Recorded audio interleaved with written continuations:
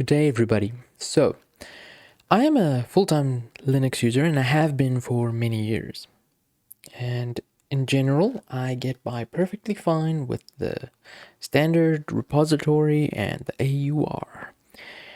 But the other day, one of my machines died, and it happened to have been a Windows machine. Now, it's not a machine I use, for desktop purposes. It was acting as a server, a Plex media server, to be more specific. And I thought to myself, you know what? My computer is on most of the time. Why don't I just install Plex on here?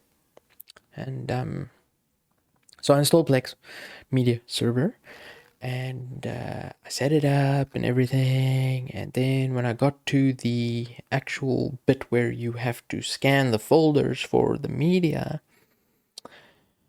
well, let's just say it didn't go very well. It couldn't find it.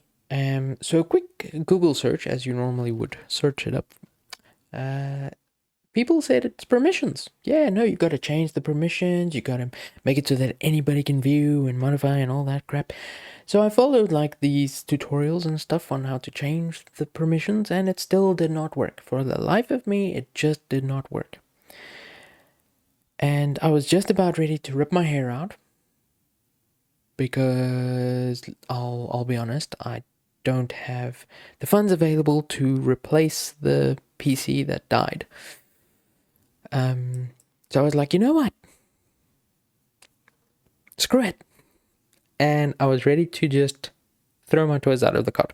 Anyways, I did some words, and I, eventually was like, no, this is not what I'm like. I don't normally give up on these types of things. I'm gonna find a solution. So, looking through forums, and other people having the same issues. And the one person, I forget where it was. It might have been a Reddit post. They said, you know what? It's permissions. If you install the Snap version, it runs as the local user, not as its own separate Plex user. So then permissions should not be a problem. And I went and I said, well, what is Snap? I knew what Snap was, obviously. I just never had the need to use it. In all these years, since 2018 or something that I've been using Linux, I have not had the need, maybe 2019, I can't remember. I've not had the need to use Snap for anything. Okay? In fact, I hardly use Flatpaks. Okay? I use Flatpaks for, I think, one or two things. The one I know is OBS because it has the browser extension already built in. I can't remember the other thing that I use it for, but I digress. So I went and I looked at how to install Snap.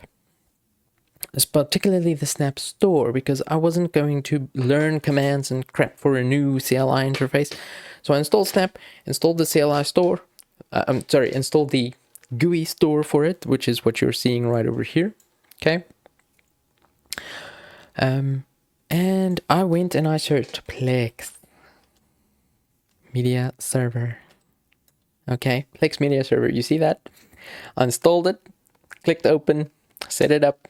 It had access to the folders I needed it to have access to, and it just worked. Okay, it just bloody well worked. No issues. Okay. And that made me happy, but also sad, because that is an example of something you probably wouldn't have had an issue with on Windows. That being said, it's not that big of an issue that I'm going to be like, screw Linux, I'm moving back to Windows, and don't worry, I'm going to stay on Linux. But just Linux permissions drive me insane, and I think I'm not the only one that has this issue with Linux permissions. Some people are so elite that, you know what, it's so easy, we just do this and it works. But it's like, you know what, I changed the permissions according to what all the flippin' tutorials said needs to be changed. I made sure that the Plex media server could actually see those folders, and for some reason it could not scan the insides. Okay? But Snap helped me out, so when in doubt, FlatHub, Flatpak, or Snap. try all the different. If the normal stuff doesn't work, try flat up, try snap. Okay, I guess that's just what I've learned. Is just if the normal stuff in the AUR does not work, and it's like you search it and it looks like all this crap you have to do to get it working, maybe, just maybe, the Flatpak or the Snap version will be less hassles. Anyway, that's it from me. Thanks so much for watching. I'll see you in the next video. Bye.